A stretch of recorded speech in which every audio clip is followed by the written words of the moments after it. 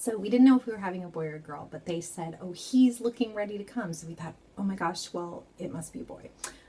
Fine, great, we're going to meet our son. We were excited, but I had been kind of hoping for a girl, but it was fine. I was still super excited to meet my potential son. Anyway, they suggested that I try taking a shower. So great, I get in the shower. Well, bad thing about UCLA is their showers apparently do not get very hot of water. So the water was like lukewarm. This was not helpful to me. I'm shivering and shaking in this basically cold water. They put a glove over the IV, but it's filled with water anyway, and it was super uncomfortable. This was like pretty much almost the worst part of the labor for me. It totally sucked. I wanted to get out of the shower. If the water had been hot, I think it would have felt great, but they're going, oh, sometimes we don't really get hot water. Great, okay. Anyway, so I get out of the shower. I fall to my hands and knees in the doorway. The nurse says, do you feel like pushing? I said, well, I think maybe, I'm not sure. Great. So the nurse, the midwife comes in and checks me, and she says, well, you're 9.5 centimeters. You're so close. Probably another half hour and you'll be able to push. I go, great, yay. But now I enter transition. This was by far the worst part of labor, and I think, you know, it is for most people, but it was particularly bad because I was just freezing cold, and nobody thought to offer me a blanket. I kept saying I was cold, I was shivering. I was too mentally out of it to say like, hey, could you turn on the heat, or could you give me a towel or, you know, a blanket? But it didn't really occur to anyone to do anything about my discomfort. But because I was just so cold, and then also, again, in retrospect, I think that my blood sugar was low because I hadn't been eating much, and I wish I had known to have some honey or something in that moment. But I didn't, and so I was just shaking and shaking, and because I could not stop shaking, I just couldn't relax my body the way I needed to for Bradley Method to really work. So I did get through it, and again, I was able to relax and breathe enough to handle it.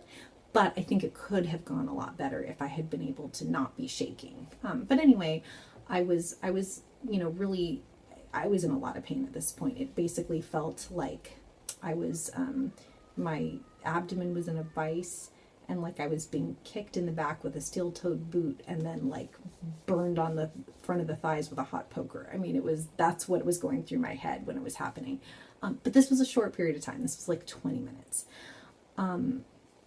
They then say, okay, are you ready to push? I said, I'm not really, you know, I don't know. She checks me. I'm still 9.5 centimeters. She'd been asking if she could break my water, and I'd been saying no. At this point, she says, well, can I please break your water? I said, well, maybe. And she says, maybe, okay. And she sticks the hook thing at me and breaks the water. Didn't hurt at all. Again, in retrospect, maybe more consent from me might have been better. But it was okay. I felt my water gush out. I literally felt the baby drop down, and she said, okay, you can go ahead and push. So she said, do a practice push. So I push as hard as I could. And she said, that's great. That's exactly the way that we want you to be pushing. I was like, great, okay.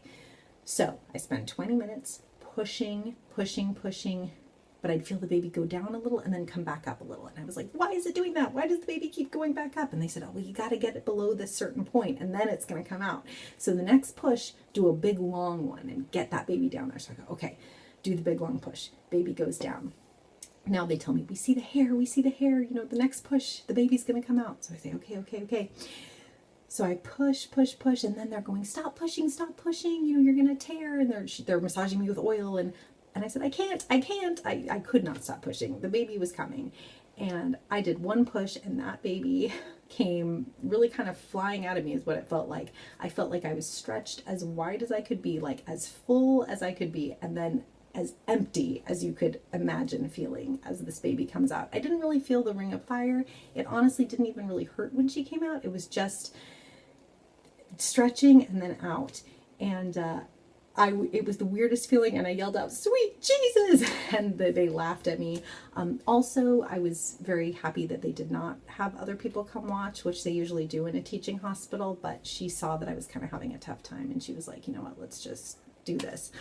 I also had been saying, like, I heard it wasn't supposed to hurt. And she said, who told you it wasn't going to hurt? And I said, it was those hypnobirthing people. And they laughed at me, and they said, well, anyone who says it doesn't hurt is lying. But you know what?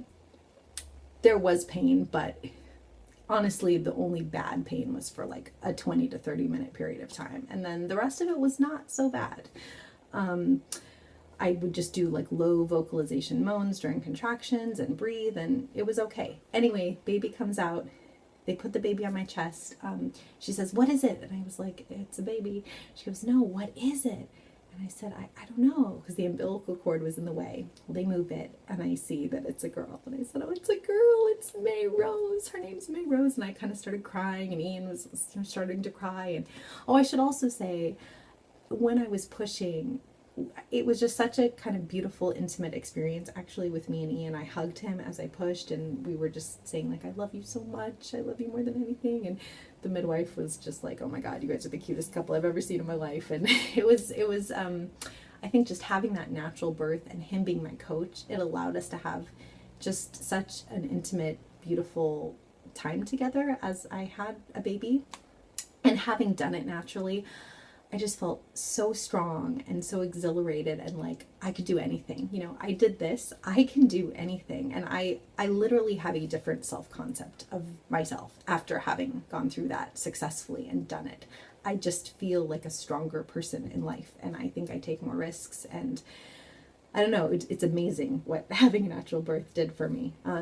But anyway, I was just filled with more love than I've ever felt in my life. I mean, when I was pregnant, I thought, oh my God, could I ever love anything as much as I love my cat, Mrs. Sparkles? And then, you know, I had this baby, and it was like, the cat means nothing to me now. Sorry, cat. This baby is my world and my life, and, you know, I would die for her, and I love her more than anything on the planet. And so that was just, it was incredible. She did something that I've never seen a newborn baby do. She literally lifted her head and clamped her lips down on my nipple and started nursing. It was incredible. I didn't have to guide her to it, nothing. She just did it. And so we nursed, and we had skin to skin contact, and we kissed, and it was just beautiful and wonderful. And I did have a 2nd-degree tear. They came in with this giant needle that looked like it was out of a cartoon, and they numbed me. And then the midwife took her time doing a good job sewing me up, and thank goodness for that.